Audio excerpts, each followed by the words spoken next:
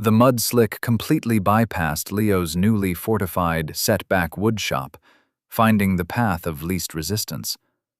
Thousands of tons of wet clay, rocks, and debris roared down the hill, sliding straight into Uncle Richard's development site.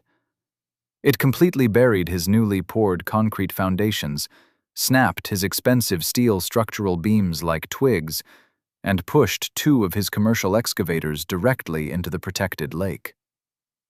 On Monday morning, the rain had cleared, leaving a beautiful, crisp blue sky. Leo walked outside to find his cabin and shop completely untouched and perfectly safe. Up the hill, however, looked like a war zone.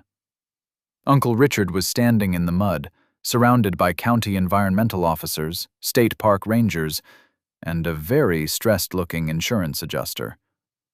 The lake was ringed with yellow biohazard booms to catch the leaking oil from his buried machinery. "Leo!"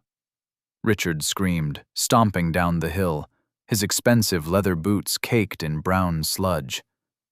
"You did this! Your demolition caused a structural failure of the slope. My insurance company says they won't cover it because it originated from your property line. I'm going to sue you until you're living in a tent." Leo calmly reached into his flannel shirt pocket and pulled out a laminated copy of the 1962 zoning addendum, along with the consent decree Richard's own lawyers had drafted. He handed them to the lead county environmental officer standing nearby.